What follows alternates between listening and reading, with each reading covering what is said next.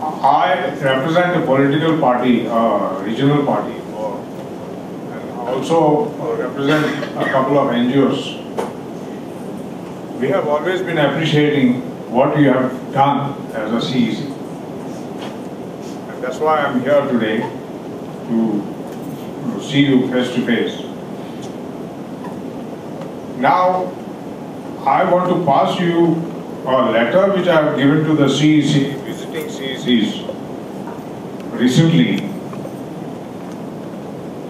I want you to go through this because I have been asking the CECs visiting Goa last time and this time also to talk to them as a party, and they refuse to entertain us. We are a registered party, not a recognized party. We are still fighting to get a position in the legislature. But the CEC coming to Goa just refuses to see us. Now this letter, memorandum was made to the CEC much before we were supposed to see them. We were on the list. Then we get a communication saying that no, you are only a registered party, this is for national parties and recognized parties. So we couldn't see him. But they knew what I was going to ask is there. Now here, I raised a stink in the CEO's office when we had our election meeting. Voters who's got ID cards, it's a birthright of a voter to be on that list for his lifetime. You can't delete his name. You can delete his name as I've written there only on his death. If he takes a Portuguese passport or any other passport. And the other deletion is to delete on one constituency and include him in the other constituency if he transfers. Apart from that, how come the Election Commission CEO in Goa goes on a rampage of deleting names with voter IDs, saying that they are not in the house, enumerators? This point, the CEC, I wanted to make a point to the CEC, visiting CECs. They have refused to see me, but they have got that memorandum. Now, I don't know what is going to come of that, and we are very serious about voters getting deleted. You see, a guy comes from Dubai all the way to vote, he's got an ID card and his name is not there on the list. Who has done that mischief? The local politicians, the sarpanchis, the municipal councillors who are conniving with the politicians. Now, you raised a question, sir, about Western democracies having a set voters list. You said it is very fair. The only thing is the parties are competing. The voters are there. Now I will tell you, show you. I will want to show you what is a state of Goa's voting list. I have here one part of one constituency, which is part number 9 of Santa Cruz constituency. There are 924 voters here on this part. This one, just one booth. And you see these decorations, sir. These are the questionable voters. There are 589 voters which are questionable. They are across from other states, who are migrants, who are hawkers, who are traders, who have come here. They have come from UP, Bihar, wherever. Now they have been enlisted in our Goan voters list. We get the government we don't deserve. Who's voting? These are the guys. Now, you see these rolls, sir. These are all red marks, green marks, so hardly you can see legitimate voters. You see these decorations? I have shown it to the CEO. The Election Commission refused to see me because of that. Because that comes on the memorandum there. You see these? This is one. You see another constituency, it is a Sakwale constituency. Even our panchayat has been hijacked by the outsiders. Our politicians are nursing them. You see that list of questionable voters. I'll show you. There are 880 total number of voters.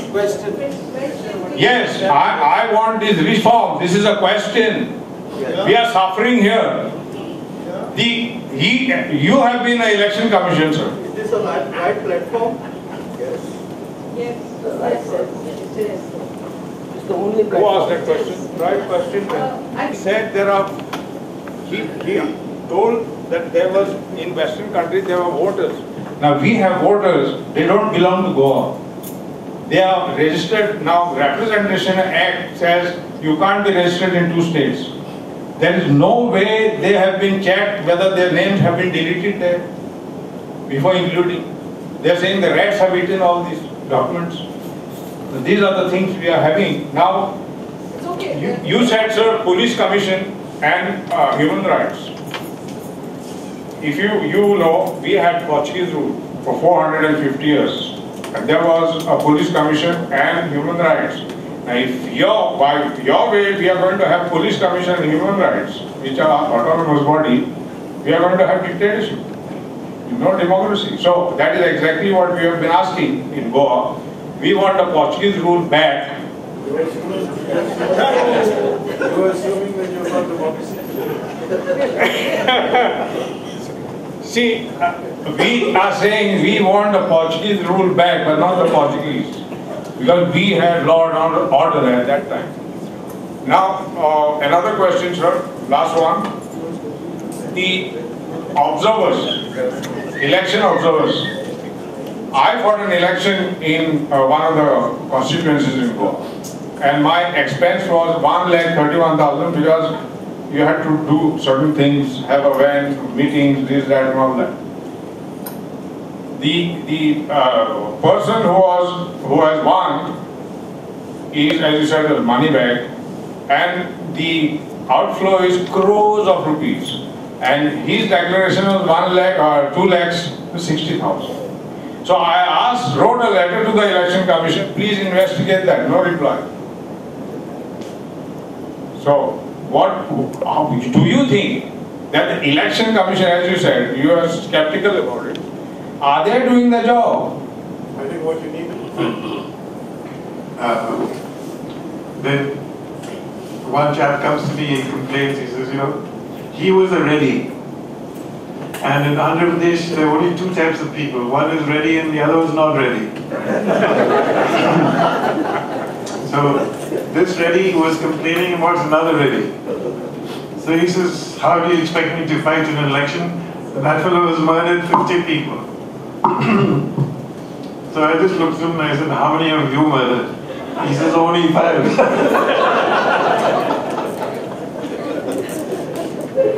So you were talking about a system of proportionate representation so that it can be a fight between political parties. But the market and vested interests and the ruling elites can also be these objectives can be met through a lot of regional parties coming out. Like in Goa, there's so many parties which are registered. So there can be a lot of... the more the merrier, let them... Yeah, so can't these be limited? Somebody gets 1% of the vote, let them take 1 member. How does it matter? Okay, and shouldn't there be a system where the people nominated by these should be published beforehand so that... That's what I said. So, I would like to ask a question and a suggestion regarding... Honestly, you don't need to stand. Why don't you sit down? Yes, it's okay. Please. So regarding anti-defection,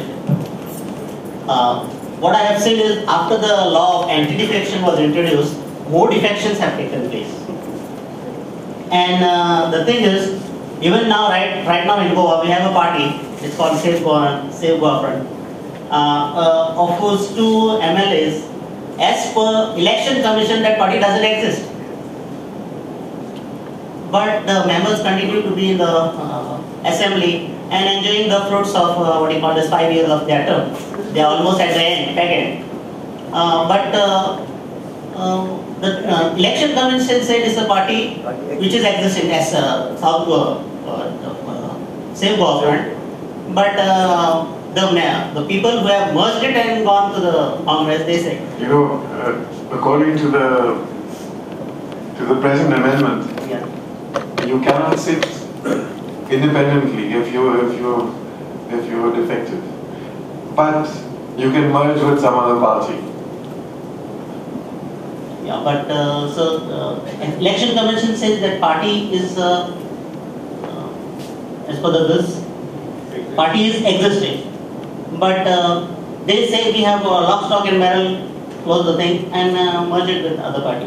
My question is, they continue like this and enjoy the fruit. Can't election commission do something about I'm it? sure the election commission has treated them as having merged with the other party.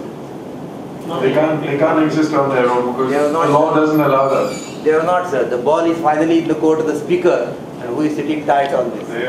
So what I say is there should be some stricter laws. What they say is that certain percentage if you do of the elected representative, legislative party, if you can gather that much of MLAs, then go to the other party.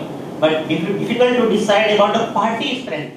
Reform which is thought about is funding by the state, but what prevents political parties and candidates from not spending simultaneously?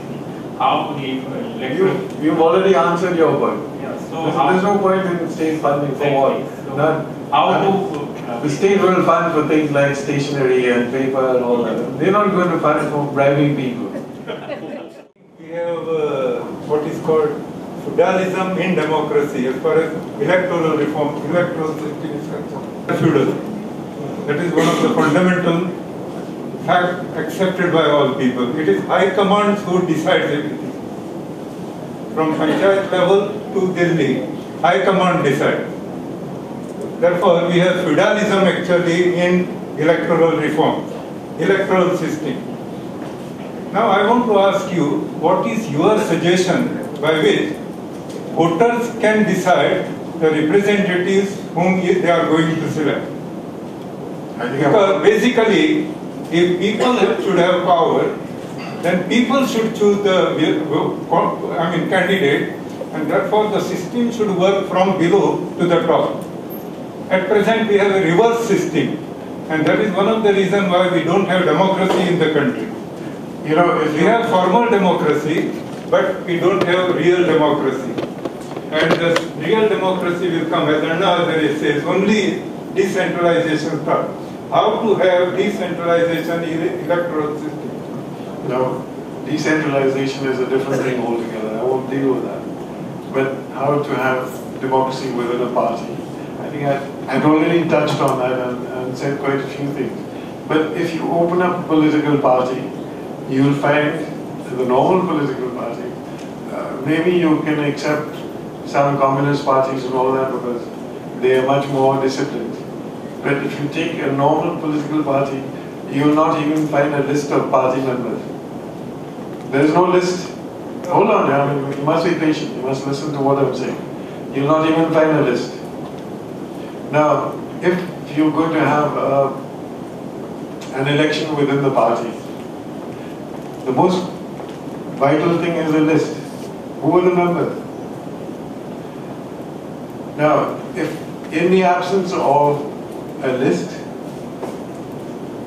you can say that all the paid up members are members of the party and people who are not paid up are not members. No, in America, they have primaries.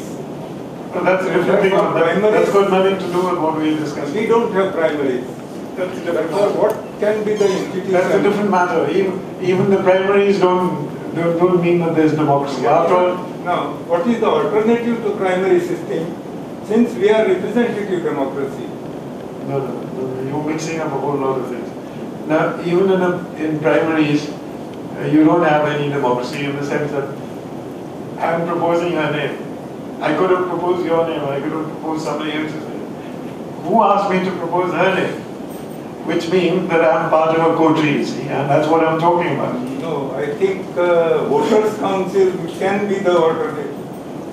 If Anna Hazare type movement, the people who come on road creates voters' council in each constituency, then I think voters' council can be the starting point by which we can bring real democracy.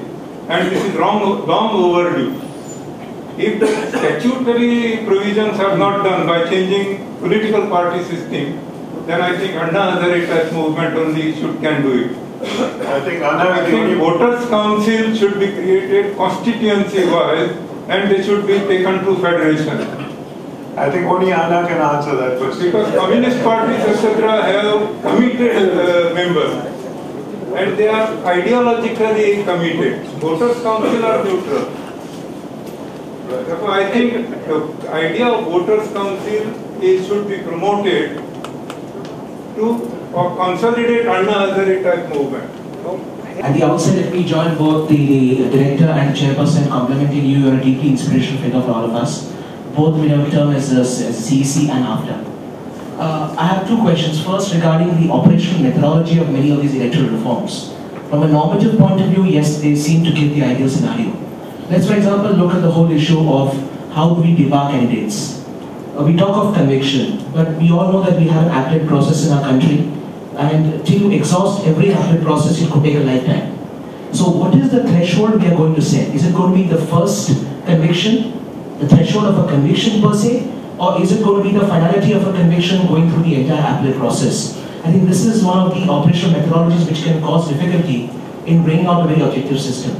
No, it's the first one, obviously.